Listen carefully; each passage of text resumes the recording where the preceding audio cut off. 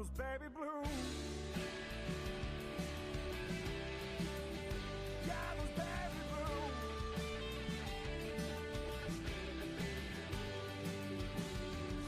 A broken man without a path. A vagrant aimless without a mouth. Took 2 long breaths and just one more. Till my lungs couldn't hold another. For you and me.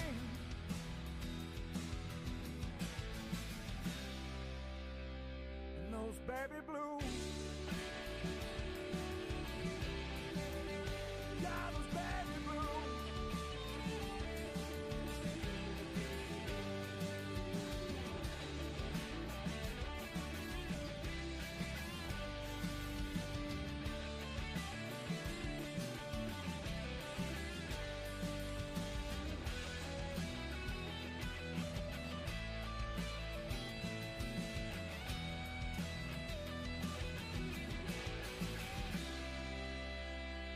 Those baby blues.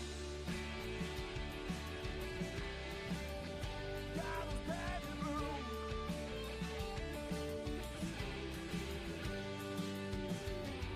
A broken man without a path. A vagrant aimless without a mouth. Some kisses your cheek and then grazes your neck. Makes my lips so damn jealous. For you and me.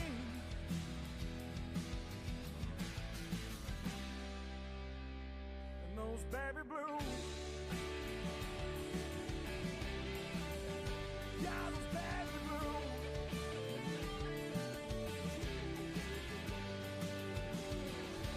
Take my picture with you when you go out west. Those baby blues.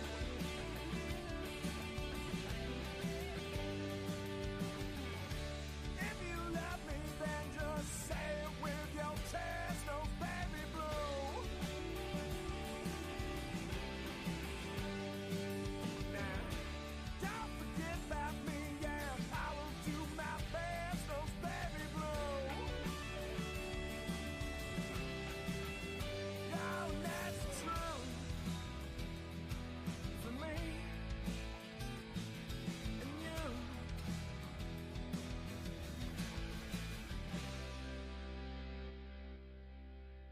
Yeah, what is up, 24/7 Buff Fandemonium? It's your boy Swank. It is 8:31 p.m. Eastern Standard Time on a Tuesday, and that can only mean one thing.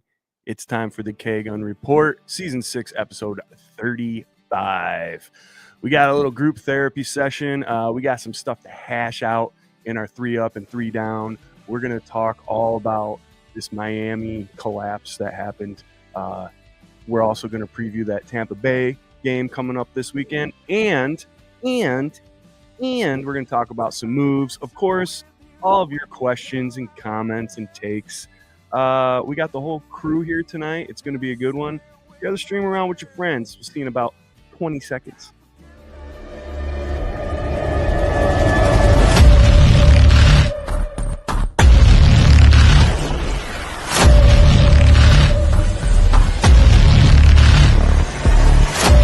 Hey Bills Mafia, this is Don Beebe of the Buffalo Bills, and you're listening to the one and only K-Gun Report.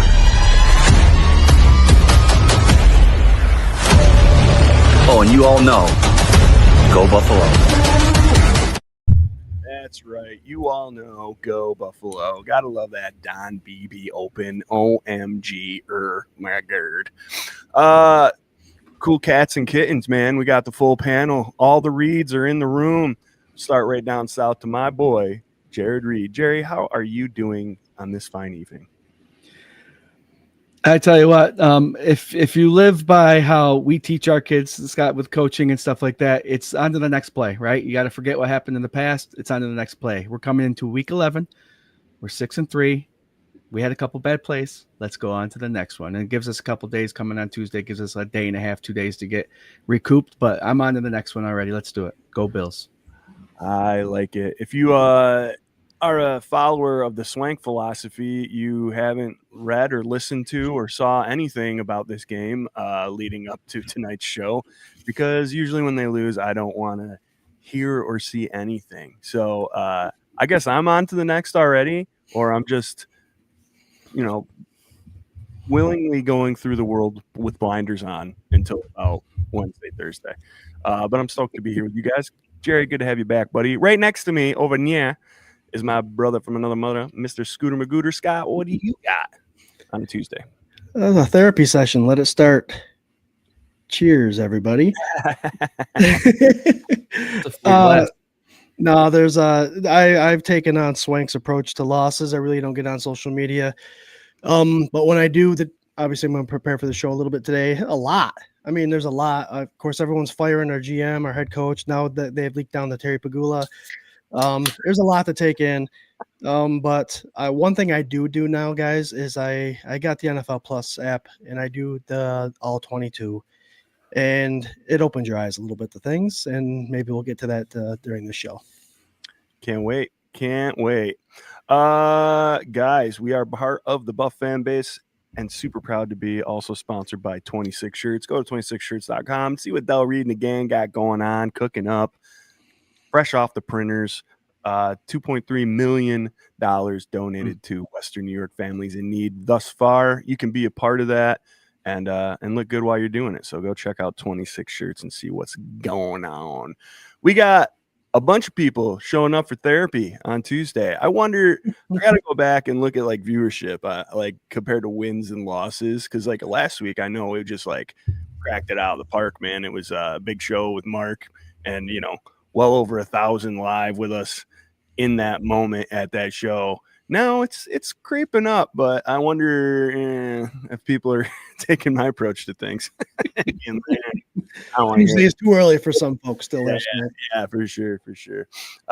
We got our guy, Corey Blaine. What up, boys? What up, Mafia family? We have some work to do on all sides of the ball. Sorry, just being real. We are not the team to beat anymore. Ooh, Corey from BWO. Good friends of ours. We got Uncle Jane. What's up, Mafia? Highest to highs to lowest to lows. It's the truth, man. We'll get it all aired out tonight. We got Cookie. What's up, Cookie? What up, everybody?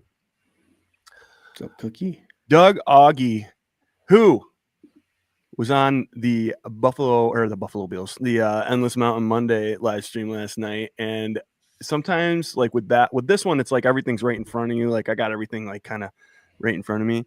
That's like a completely different beast, which if you guys want to tune into that, a bunch of you are, really appreciate it. But it's the Endless Mountain Derek's live stream on Monday nights, 7:30 p.m.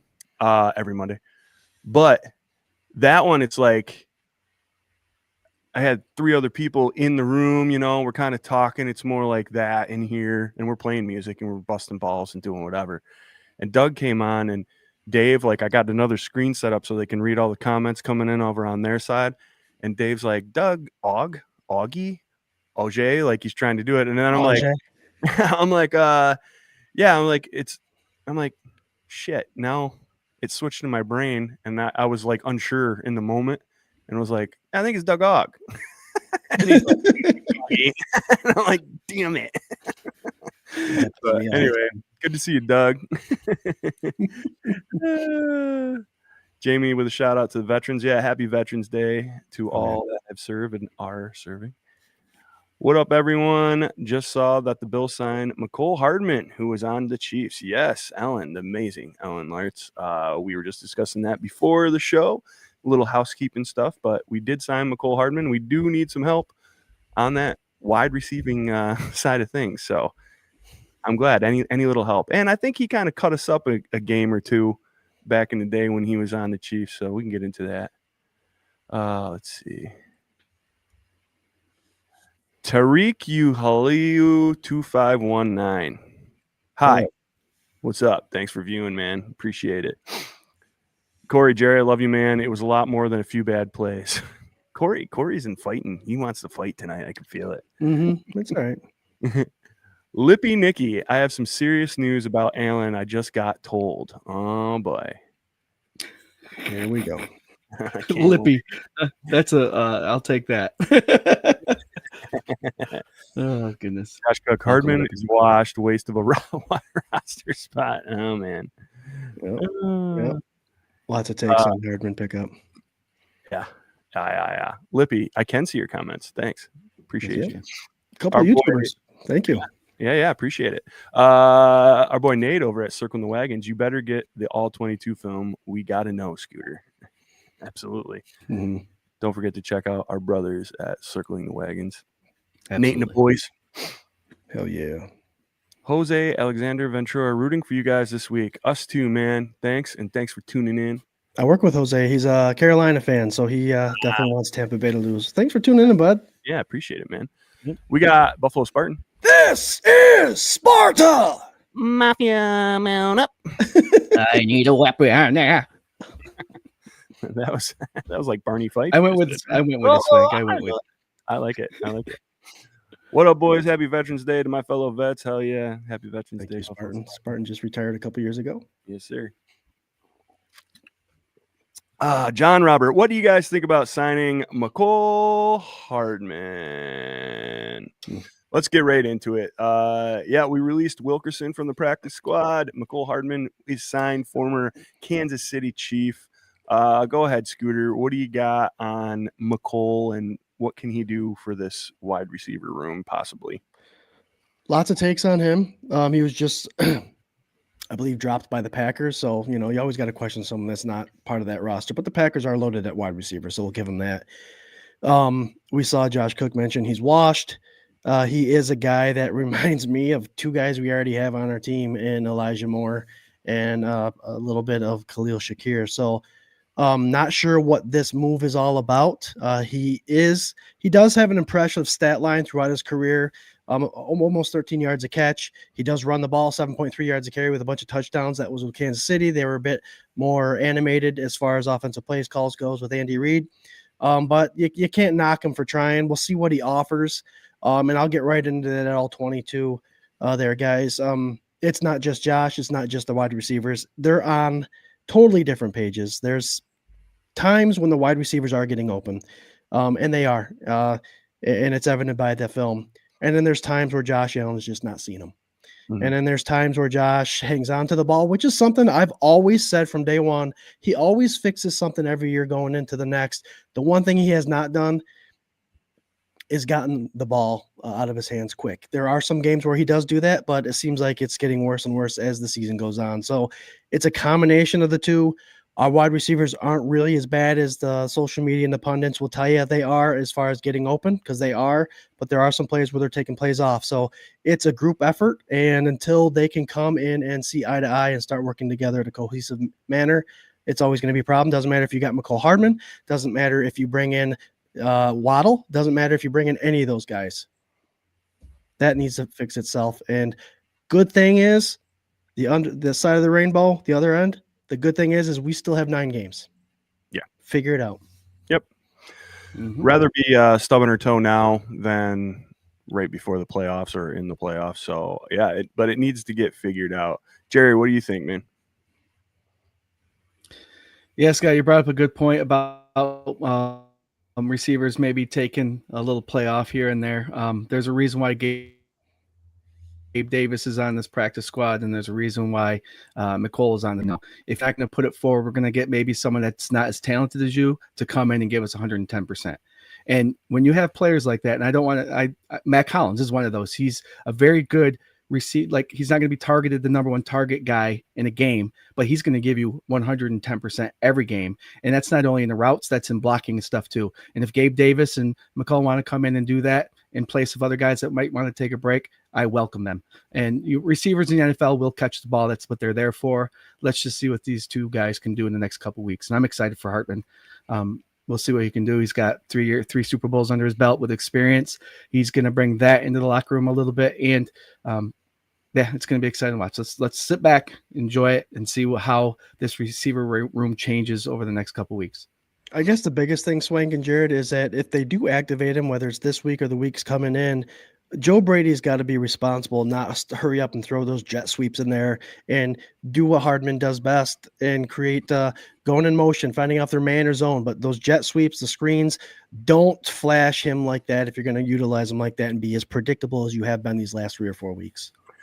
That's a great transition into our 3 up and our 3 down. You like how I stall? 3 up, 3 down. Brought to you by the FLX Mafia.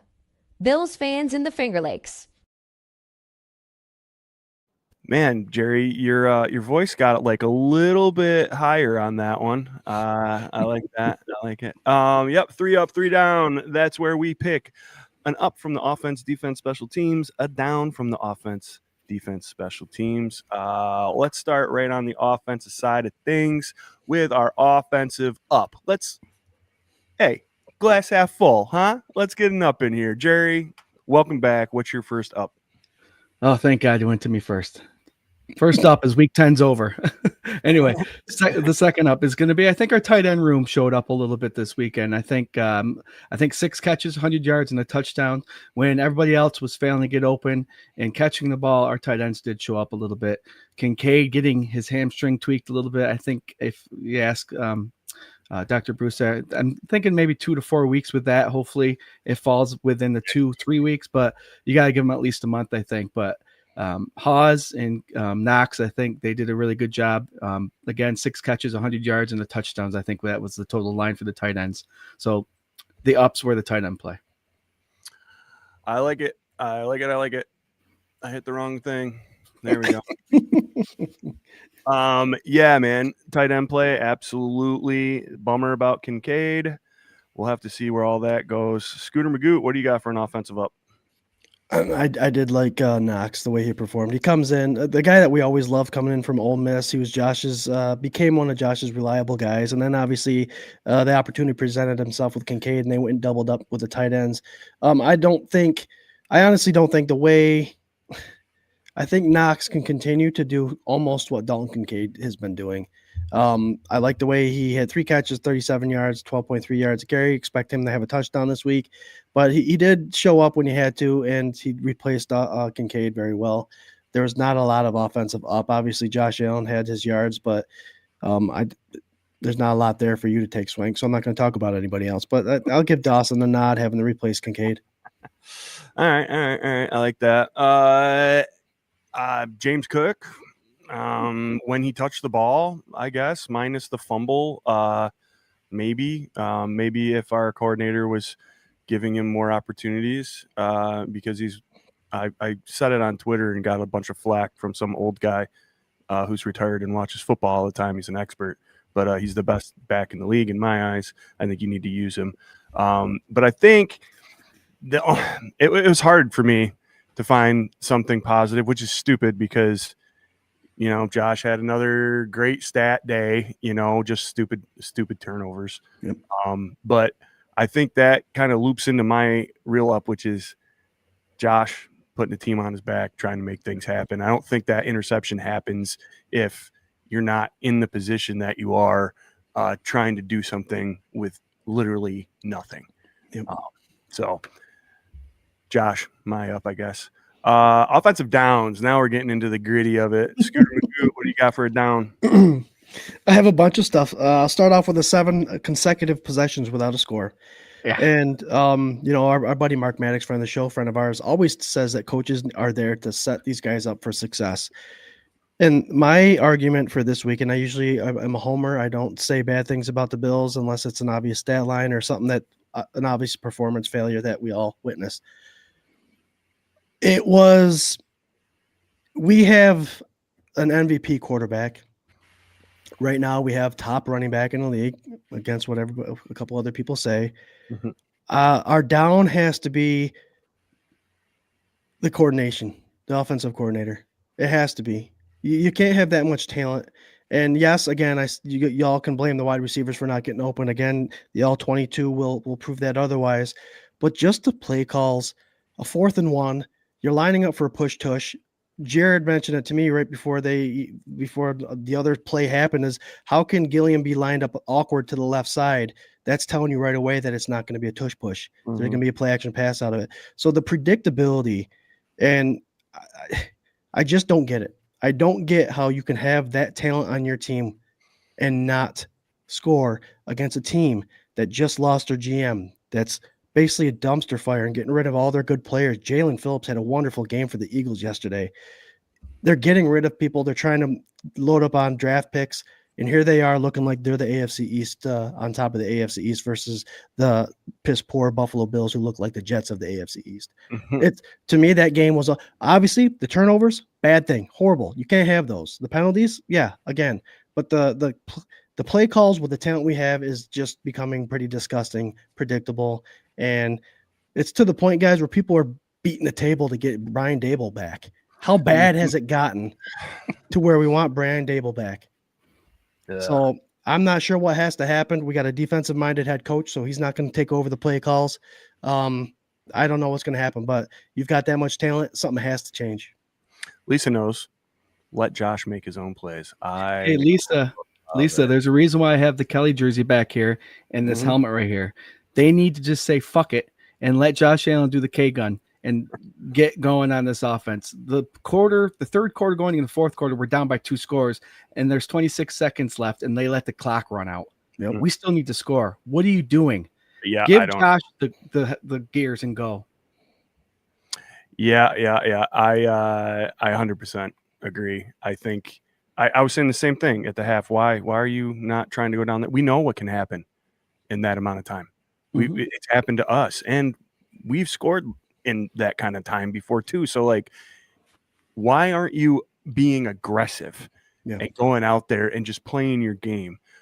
They switch to the up tempo. They do this, drives me nuts with Joe Brady. You switch to the up tempo when you're in a desperate situation because you need to get points. Why don't you up the pace?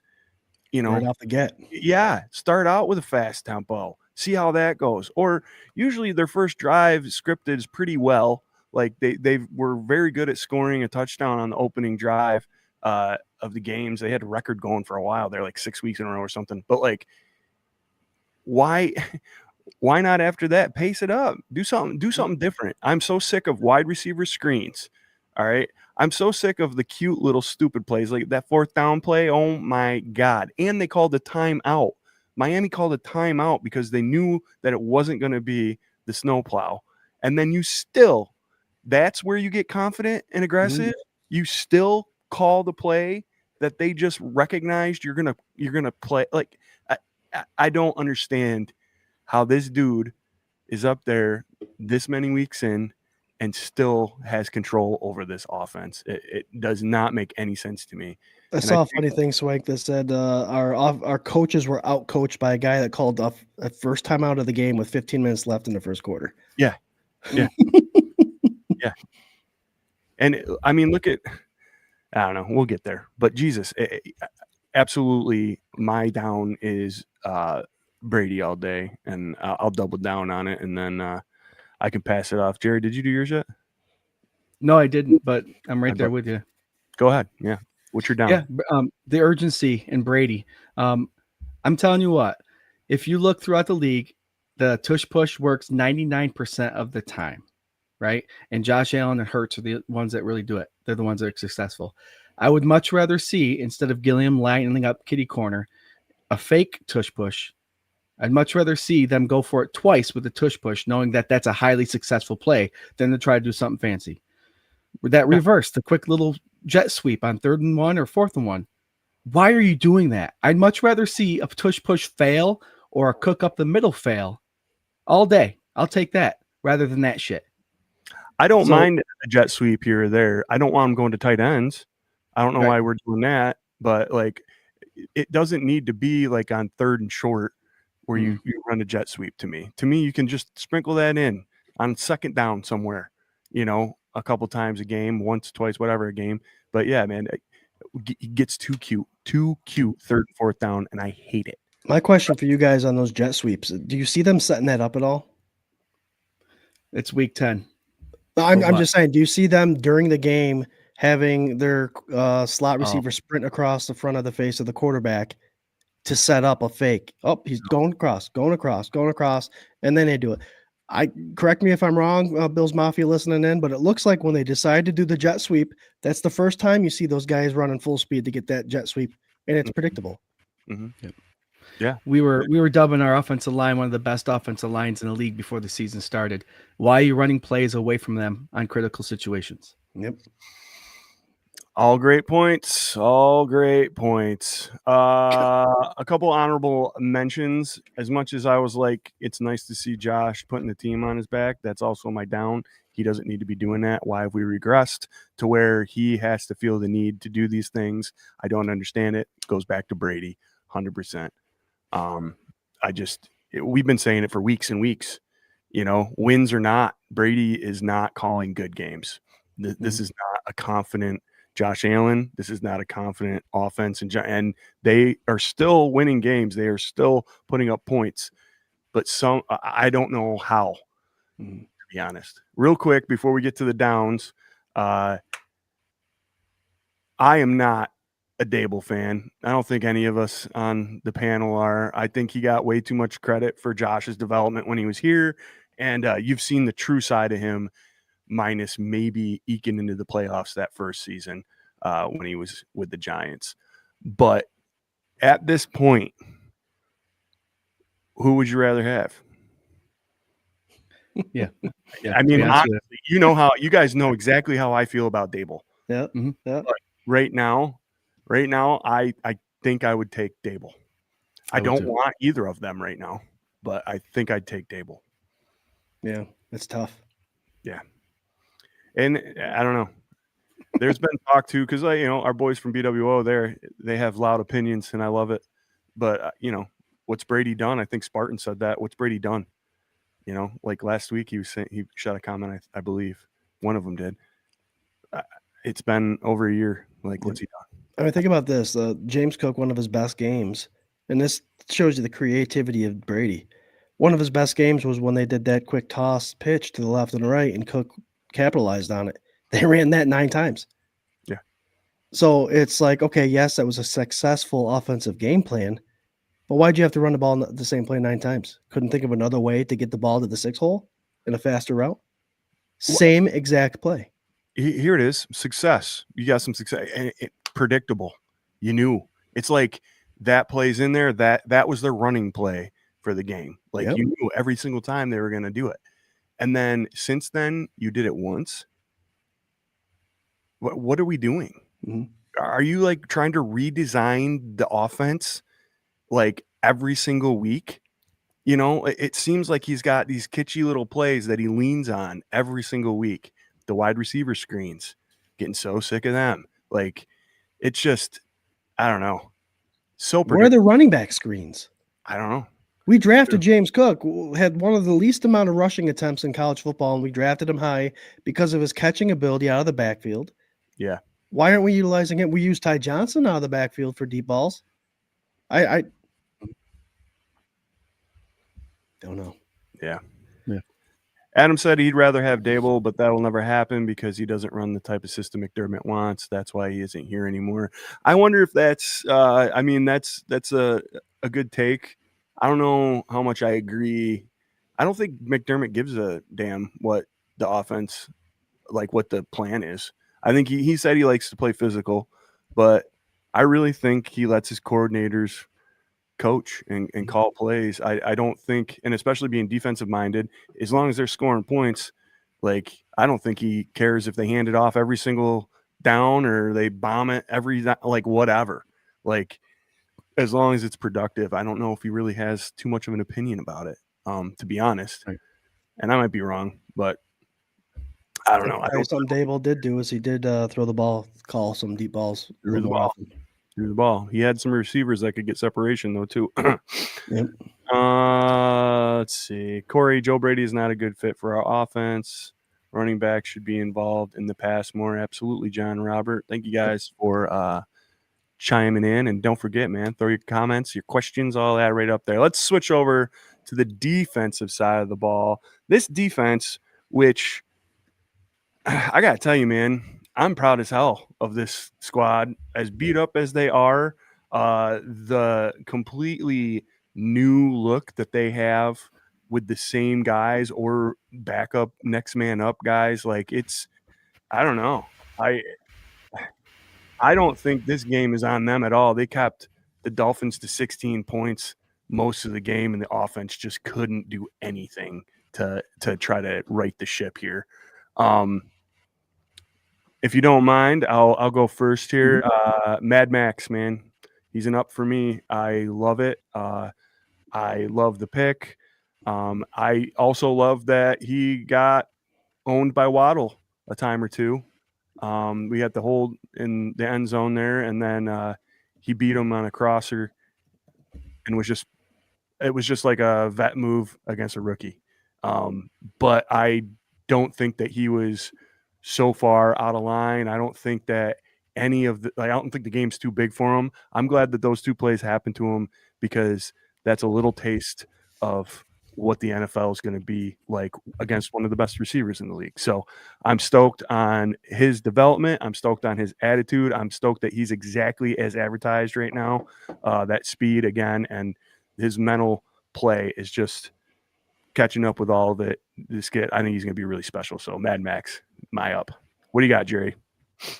Yeah, to add on that, on A-Chain's long touchdown, Mad Max didn't give up on the play, almost made the tackle inside the 5-yard line. So that was awesome. But Cole Bishop, again, I think he's starting to become the safety that we want.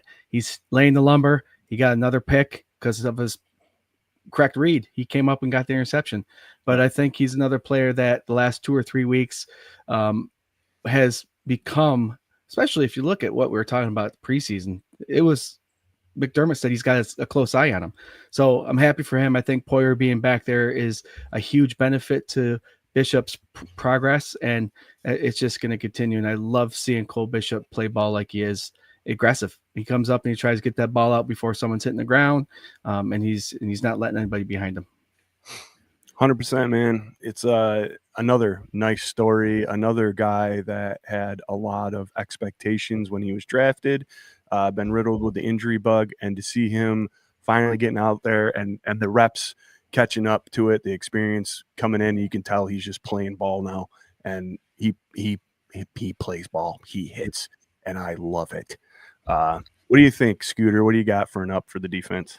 I'm jumping with you guys. I wrote down in place many times, out of place very few. Our young defensive backs, opportunistic versus a lackluster front seven performance. So we talk about this show, how it starts up front. You create pressure.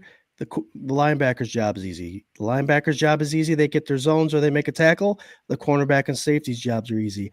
The cornerback and safety's jobs weren't easy to this week. No. We had 0 sacks. I'm not sure the pressure was even there. But we still found out that Bishop is not just a box player. He doesn't just play in the box and make tackles. He read that zone. He covered that zone. He was able to get on top of it to make that interception. Same goes for Hairston.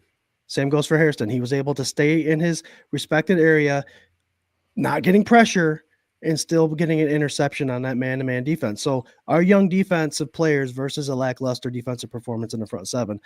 I also want to remind people that with the turnovers and all that happened against the Buffalo Bills, their defense did all right, other than late game heroics by A-Chain. You got to remember Epinesa was out. Mm-hmm. Benford was a surprise out. Taron Johnson was out. We have a lot of injuries that hopefully will start coming back in the next couple of weeks. TJ Sanders, we just heard, hit the 21-day window. So I know there was a comment in there. Corey said it. I know you're on fire, Corey, but we keep saying, you know, when's this team going to hit? Well, it'd be nice to have a full roster of healthy players, and that might happen in the next 2 to 3 weeks. So we're 6-3 in that regard. Yes, there are obvious things that we need to fix. I'm not going to play dumb and think there's not, but at least we'll have a healthy squad coming in, and Kincaid should be back in 2-3 weeks, to where we can get an honest opinion of how these guys defensively can perform. So I'm not going to hold my breath until I see a healthy roster, but we had all that against us. Sure. And it is next man up. And I'll tell you that we can shift over to the defensive down, man. Hoyt, how much do we miss Hoyt, man? Like, oh my God. But very limited play amount of plays that we saw him play, but they were impactful for sure. Yeah. What do you got for a down there, Scooter Magoo? Run game. I saw a sickening stat today of the 8 top running performances so far in the NFL this year. 6th, 7th, and 8th goes to the Buffalo Bills. A-Chain, Bijan Robinson, and Henry. It's a combination of things. I think our defensive line is without Ed Oliver. Obviously, he was there when we gave up a couple of these big games, but something's got to give. Yeah. And I know we carry smaller linebackers, and I said it a couple shows ago. I would like to see some sort of 6'3", 6'4", 240-pound guy in there somewhere at some point. It just has to happen. Little quick sidebar. How sickening is it to see Edmonds like finally turning into the guy that we wanted him to be in Buffalo? Like he's making splash plays in Chicago. Like I swear to God, I never see any Bears game. Anytime I turn it on, he's running back towards the end zone with the ball, celebrating, doing something, and I'm like, who is this guy? Where did he come from? Because pump the brakes, Swank. It was on pass coverage, and they were interceptions. He's always been good at that. It's the defensive run running. game. Yeah. Ask Mark. Well, no, I hear you. Jerry, man, what do you got for a down? Yeah, I had the run game also, but I also have the quarterback pressures on Tua. If you want to look at a stat line, if you just saw Tua's numbers and if you would have said they won 30-13 against the Bills, you'd have been like, no way. 173 yards, 2 interceptions and 1 touchdown. No way. So the run game did play a huge factor in that, and the fact I think they only had 2 pressures on Tua all day. But that's what a good run game does. It takes the pressure off the quarterback. So that goes hand in hand. But yep, the consistency up on the pressures. I think Bosa actually did a really good job, 4 or 5 tackles, but he just couldn't get into the quarterback for the pressure or sack. So yeah,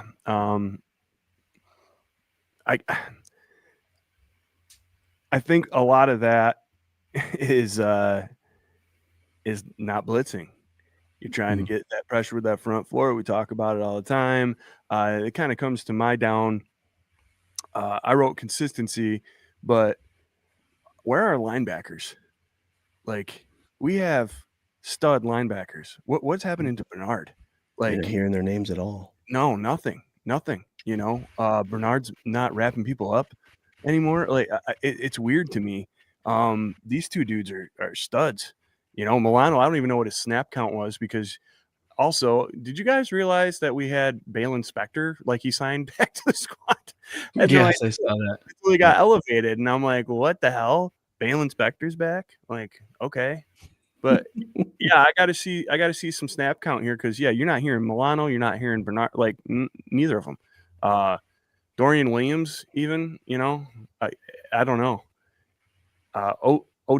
Ogunjobi, he got in the mix a little bit towards the end. Like some of these dudes, you could tell, man, they're still like fire and they want to play. It's just it's weird to me that 2 leaders like Bernard and Milano, who actually are healthy now, aren't a huge factor. And they're running the ball on us. They're running the ball on us, so you should be hearing their name. Yeah, if you go up to the total runs, where they have 34 runs total, there's no reason why our 2 linebackers shouldn't have 10 tackles. Yeah. Take a look at the top tackles. Hold on. Yeah, they had 22, 27. 9, 33, 132, 32 runs. 32 runs. Now go to the Bills and see the tacklers. I believe our 3 top tacklers. Bernard Bishop, 5. Bosa, Bernard. But look at the top 3 though. 8, 7, and 7. Those are all safeties. Your safeties should not be getting all the tackles.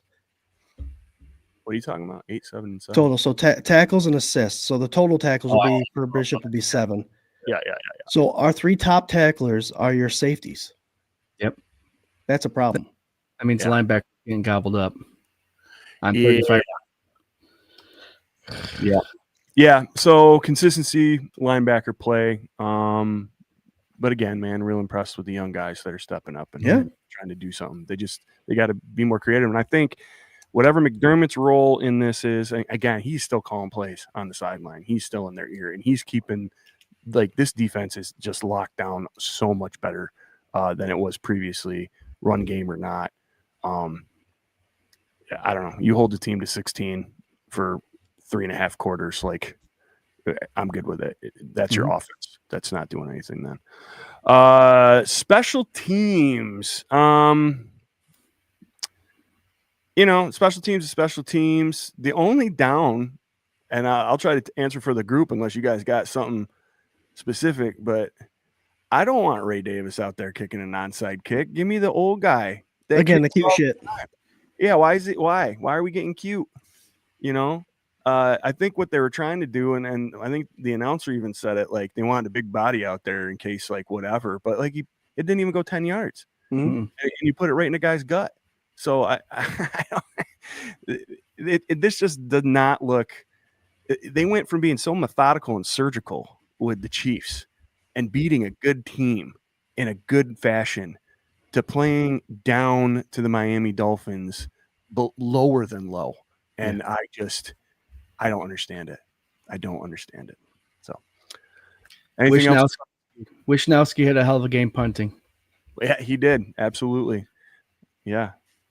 What's his name? Wishnowski? No, I think he did it. Wishnowski. Mike Yeah. Wishnowski. Yeah. You want that's what I said to Sarah during it. Do you want to wish Nowski or wish Laterski?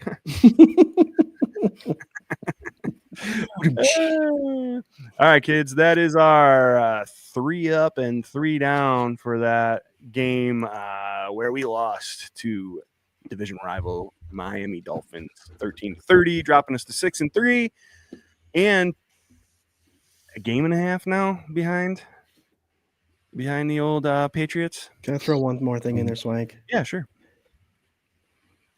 Just so you know, Buffalo Bills public relations and the players, words we don't want to hear in press conferences are they were more prepared and that seems like they wanted it more.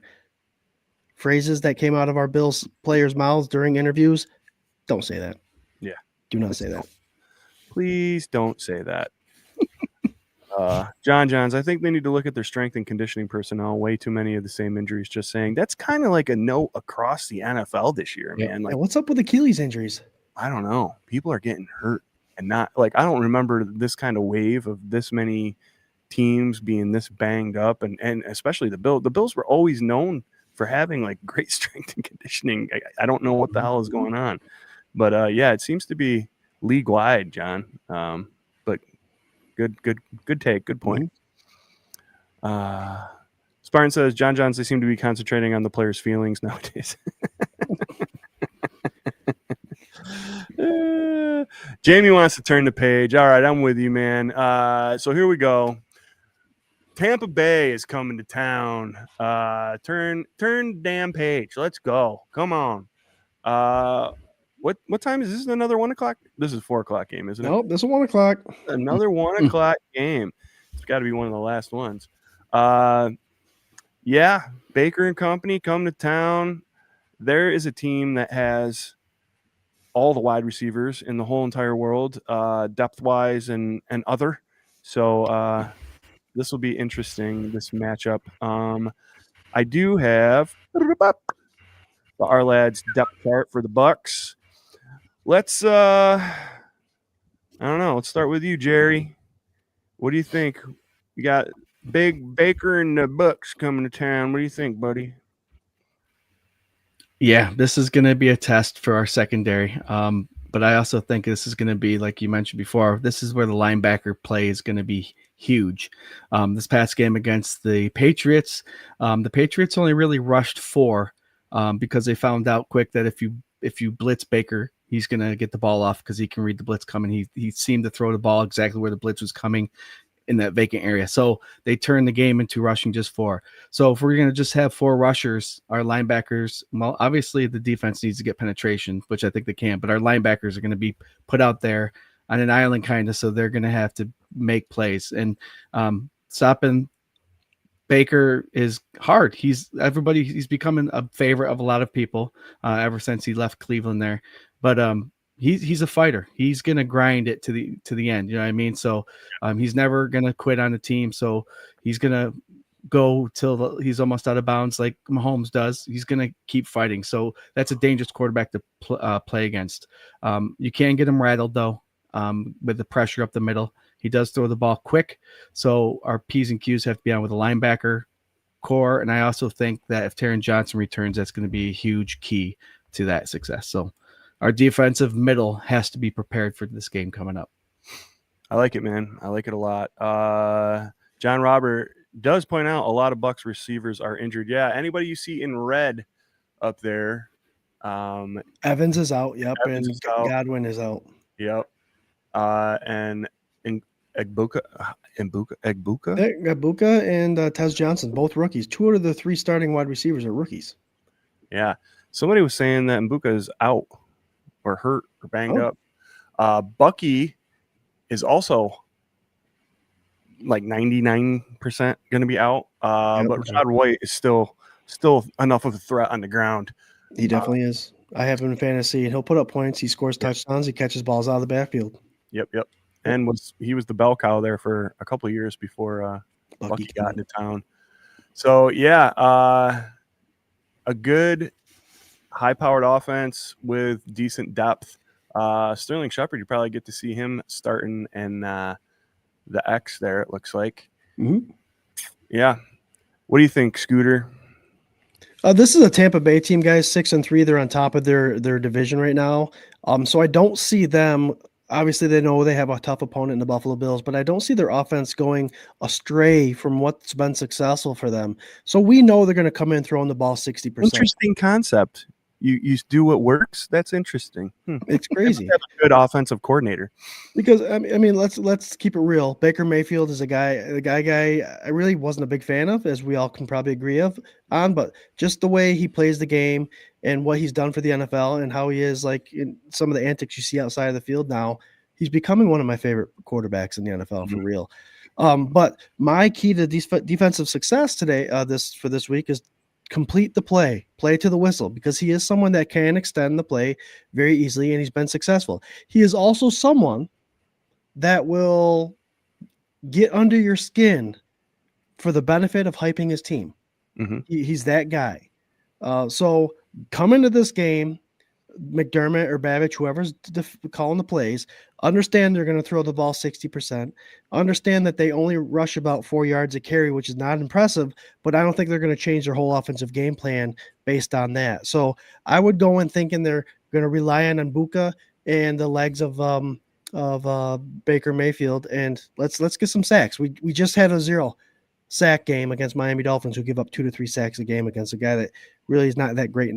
Well, he looked great in the pocket in Tua. So let's bring a defensive pressure, and you got to trust your defensive backs. You got to trust them to where you can bring that pressure. I don't think you bring the 4, Jared. I don't think you bring the 4. I think you got to bring blitzes. Yep. So the blitzes, when they blitzed them up the middle, that's where the pocket would collapse for New England on Baker Mayfield, is when they rushed the 4, the middle would buckle in and Mayfield would have to go out. So that was great pressure. When New England went outside and brought the blitz up the middle, Baker Mayfield struggled. It's when they brought a blitz from the side, Baker was able to see that and throw it to us. So I hope they see that. Blitz them up the middle, get them flushed up the middle, you'll be fine. Yeah, Baker is one of those guys who, like you said, perfectly put, Scooter, about, he's growing on you. Seems like a good guy outside of league. It seems he's good for the game, I think. I did not like him on the Browns, but I just don't like the Browns, period. So anything that they did was going to piss me off. But great story, good dude. With all that being said, he has the Jared Goff gene in him, where he can play a bad game, and if he does, he's done. Like, he does, and that's it. I think he has less of those now than he had earlier in his career, but they're still there. He can still play a bad game, and that just sits with him. So if you're hitting him early and often, getting in his face, making him struggle, he's going to continue to struggle. I think he's an emotional guy, and he can't wash it off super quick. So that's what I want to see. I want to see him getting in his face and pressuring the hell out of him and making him regret being the quarterback for the Tampa Bay Buccaneers. That's what I want. What are we going to do with this offense this weekend, Scott? 13 rushes against Miami for James Cook. I think the difference in this game, 20 plus carries for James Cook, 20 plus touches. I see that the Buccaneers are the bottom third team against the rushing offenses. So if you're going to play the weakness and we're going to play to our strength, which appears this year our strength is a run game, give him the ball. Yeah. Fantasy football owners, FanDuel, DraftKings, bet on James Cook this week. We're playing at home. Fans need this rebuttal after what we just saw. I want to see a ground and pound attack that is just going to take the will of the Tampa Bay Buccaneers and help out my buddy, the Carolina fan, by having Tampa Bay drop a game and Carolina winning and getting that much closer. So running. I like it. I like it. What do you think, Jerry boy? Yeah, we also often talk about the success of a defense. Like we just mentioned, we were hoping for a linebacker play for our defense, but this past game, it was 35 rush attempts and our linebackers weren't the top tacklers. On the other hand, Tampa Bay Buccaneers, that's where their tackles come from, is their safety and 2 linebackers. So those guys up front in the middle are very good tacklers. That being said, our offensive line has to be able to get out into them. And if they do, James Cook will have success because if our offensive line could take care of those linebackers, that's their meat. That's who's making the tackles. And if James Cook does have success, we saw Matt Collins beat him deep this weekend, right? So I think that could build confidence for Keon Coleman or anybody out there. Hopefully Joshua Palmer comes back. That'd be a huge thing. But if you can get a couple deep balls off because of this, that'd be great. And let's see what happens. When I watched the New England Patriots, they obviously ran the ball all over them. Like Scott said, bottom 3. So you have to get James Cook. They know that we're going to rely on James Cook because of what they gave up this past week. But make sure it's not cute. Make sure it's up the middle, 3, 4, 6, 7 holes. Pass it. Get them going. Play action pass is going to be huge. You want to throw that pitch out twice? Go ahead. Like, he gets in such a rut. It's just such a rut. And it's almost like, I don't know how you guys feel about it, man, but like you can feel it. It's like he has to. Like the whole offense is like, well, we have to do this.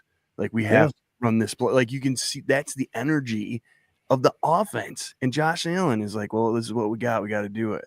And like that is not at all like how I want this offense to run. They need to be excited and they need to be sure and confident and just run their goddamn plays the way they need to be done. I think you're talking about Palmer, man. If we wanted to shake stuff up, you get Palmer back and a healthy Gabe Davis, who is used to catching a long ball. All of a sudden, you got 2 guys that can catch deep balls and Shakir with that tight end core and these running backs. This team is looking a lot different. I am not saying Palmer and Gabe Davis are the cure-all for this team, but what I am saying is we've seen both of these dudes catch deep balls. So I'm all about it. Now, we all have to write our congressman, Joe Brady, and tell him to actually throw the fucking thing to him. But this could look like it. Not all is not lost. It's 6-3, you know, a little more than halfway through the season, just about exactly halfway through the season.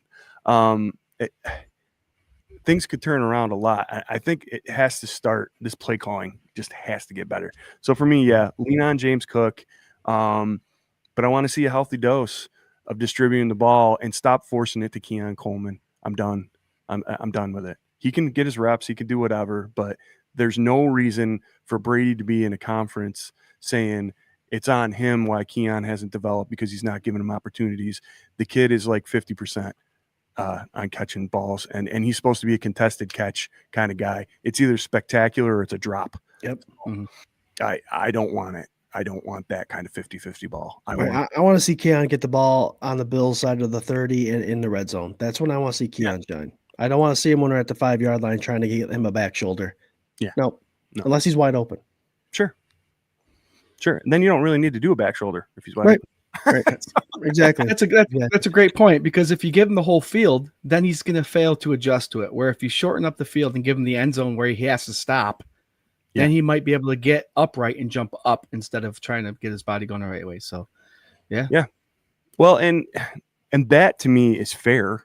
that to me is, okay, you want to talk about reps, like if you shorten the field and he gets more comfortable with that, then you can start using him more and more and really develop him that way if there's anything there to develop. I mean, it could just be this is Keon Coleman and this is his game. I hate ragging on a young player that we were all really excited about and all that stuff, but it's so infuriating to see a Worthy and a Coleman, and you were like, we want our guy to be the guy. Like, we want Coleman to be the guy, not Worthy. We passed on Worthy. Worthy went to our biggest rival. He's garbage. We don't want him to be good. We want our guy to be good, and our guy is just not there. Like, he's not there. Another one of those like McBean budget picks that it will either fool everyone and you're a genius because you got him for such a value, or he's a bust. So anyway, Quick yes, no, guys. Will Yep. we ever see a Palmer, Davis, Shakir, Moore, and Samuel or Shavers and Keon Coleman not making the active roster? no, I don't think so. Okay. All right. What do you think, Jerry? I don't think so. I didn't put Hardman in there either. Yeah, and that's another guy that could get in the mix. I mean, they got to do something.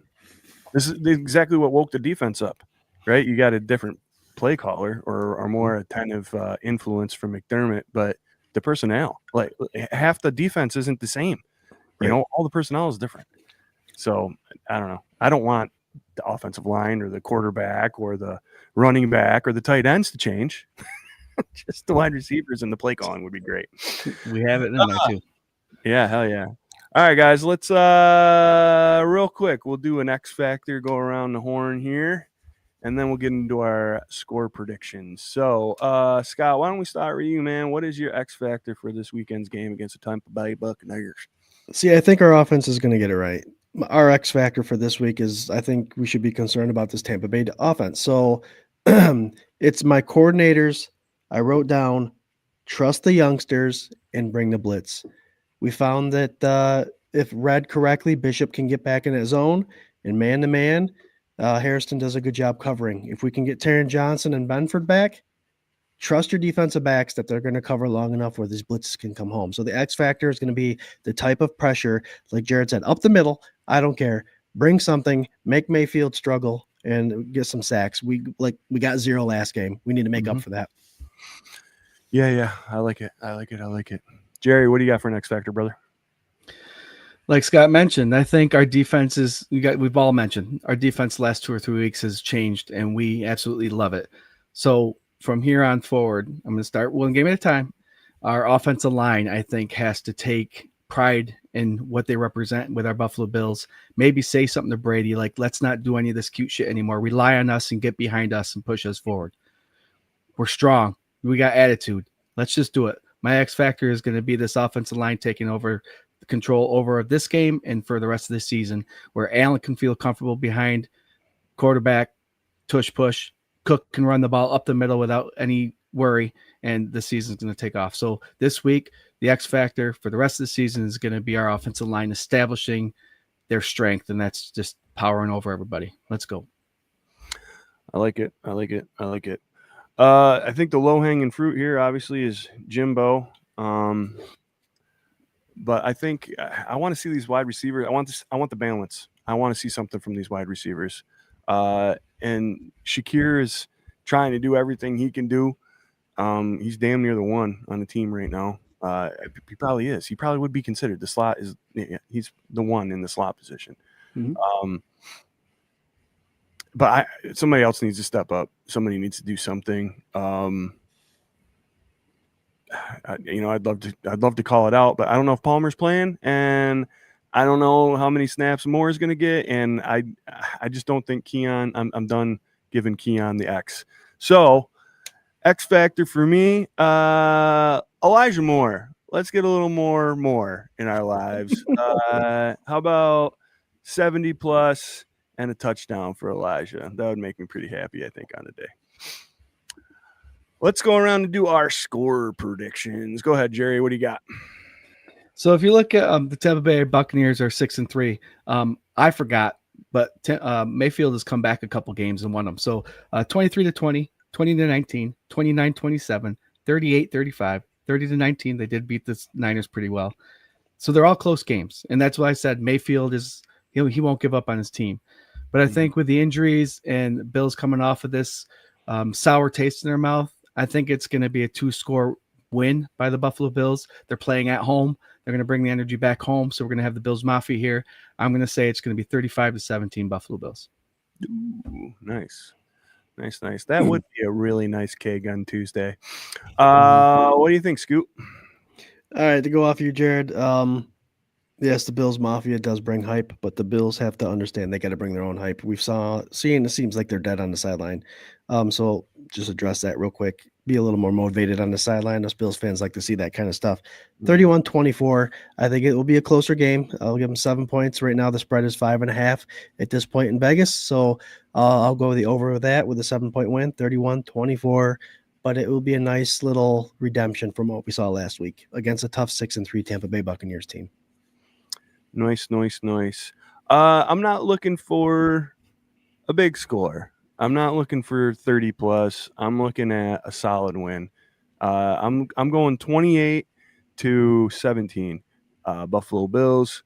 I want to see some touchdowns and just a good, solid all around performance. Like get us back to a baseline that we can rely on, and go screaming into next week 7-3. You know.